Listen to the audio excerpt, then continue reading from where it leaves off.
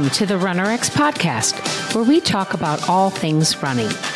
As many runners know, it's 90% mental. So join Coach Valerie and Coach Caroline as we go through the mental side of running.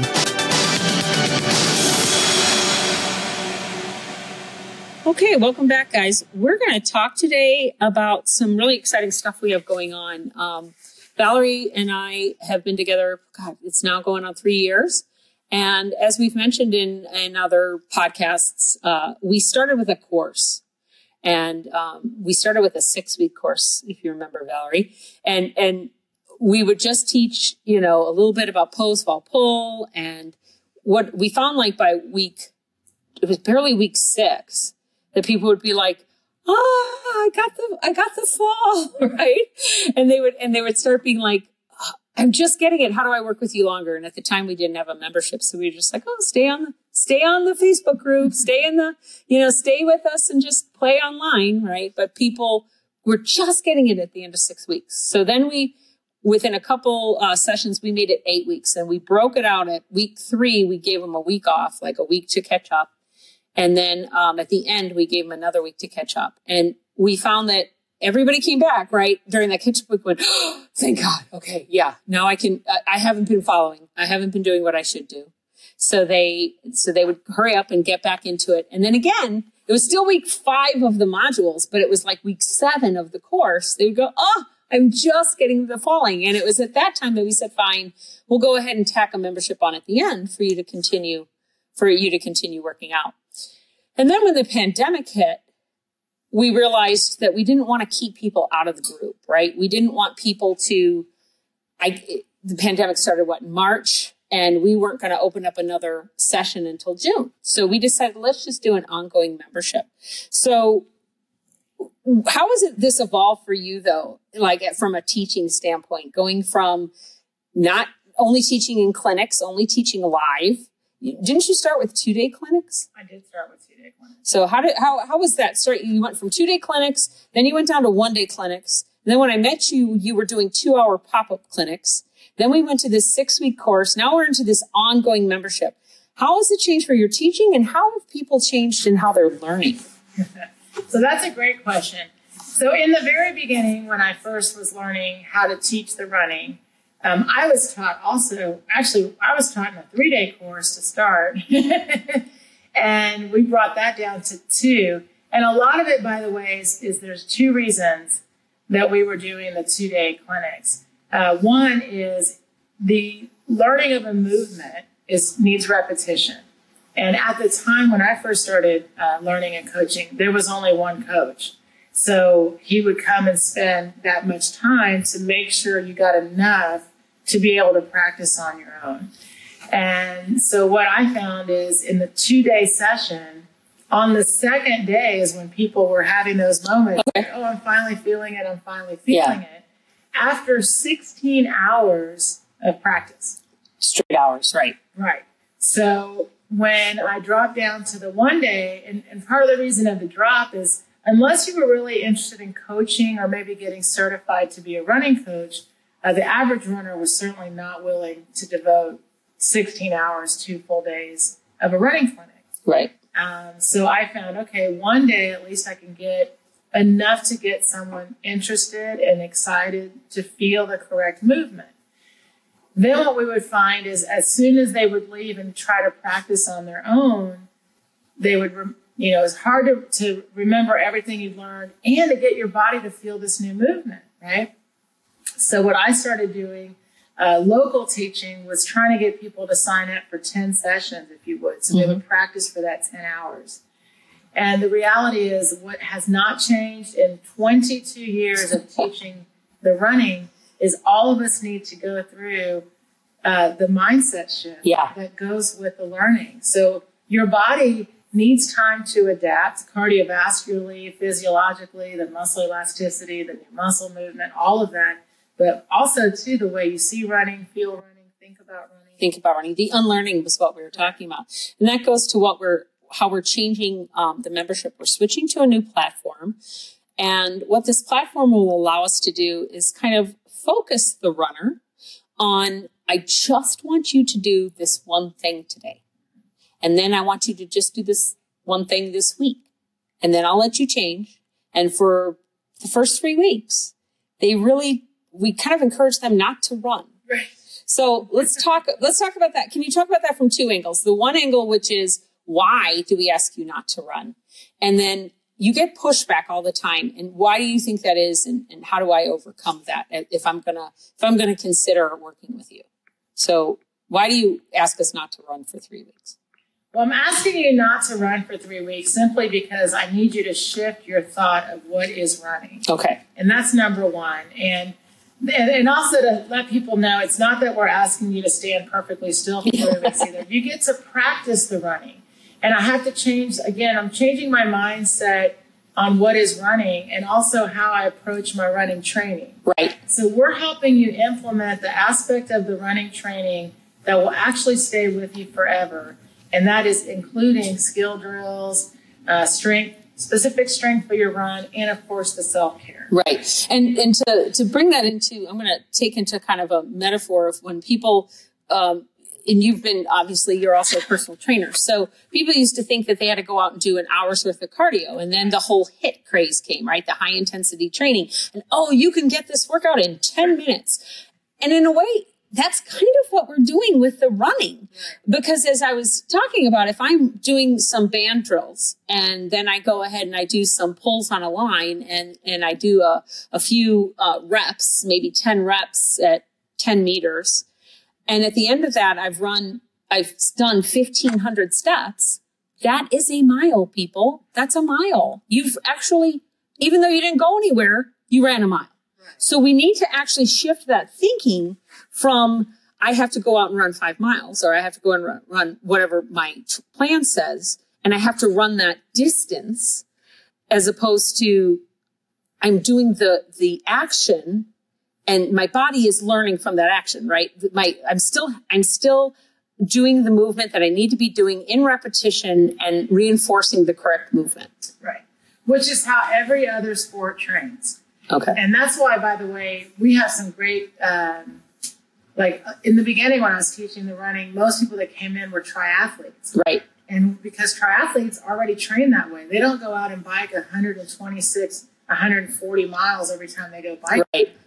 They do biking drills. They do swimming drills. You don't swim 2.4 miles every time you do your swim workout, but the total might be 2.4 miles. You have to swim it in intervals. Yeah. And so once you start to realize that what we're giving you is basically running intervals, and the intervals are what make you stronger. The intervals are what develop your cardiovascular. Right. Then, yes, absolutely, people will start to change their mindset on the quality of their training versus the quantity. Right. So that's the big pushback we get. So what happens to the body as a kinesiology major? So I'm reinforcing that so that people know that we're not just talking 30 years of experience. We're actually talking, degreed individual here. Tell me what's happening to my body. Am I losing muscle? Am I losing my ability to run? What's happening? Am I going to come out of this 3 weeks and be worse off? No, absolutely not. I knew the answer to that question, guys. Sorry, that was total.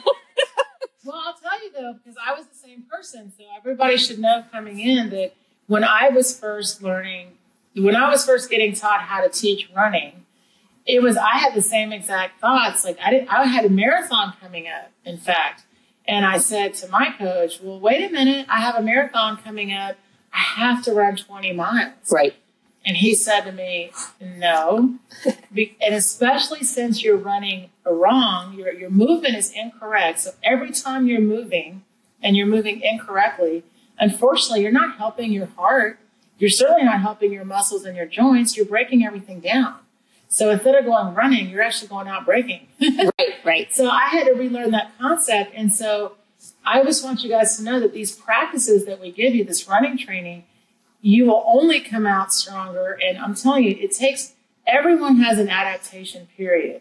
So there's a 4 to 6 week adaptation period for the cardiovascular system. So you're actually going to come out 10% more efficient cardio. You're going to be stronger. You're going to have higher level skill. And all of a sudden you'll be able to run the same distance or even longer, feeling like you're running. Okay. So that's really important. So she said 4 to 6 weeks adaptation. And that's why the membership we do in quarters. And we talk about that in an earlier episode of What is RunRX. You guys can find it in the podcast. But that's why it's 12 weeks. And that's why, as we talked about with the course and so forth, that's why we make you come in for 12 weeks.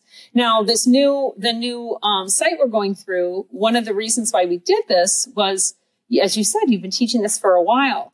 And we've had students with us for these 2 years, and they'll go and come back as we do running. I tell everybody, running is not a seasonal sport.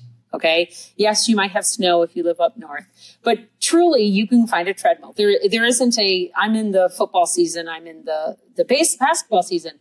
Running season is year round. So a lot of times you just have to take a couple months off. Work got crazy. Somebody got sick, right? And then you got to come back in. So we're always starting over again. So that's where the course was always helpful. But that's why we kind of have reworked this membership. So when you come back in, if you come back in and you need to start back over, you start at day 1, week 1, right at there.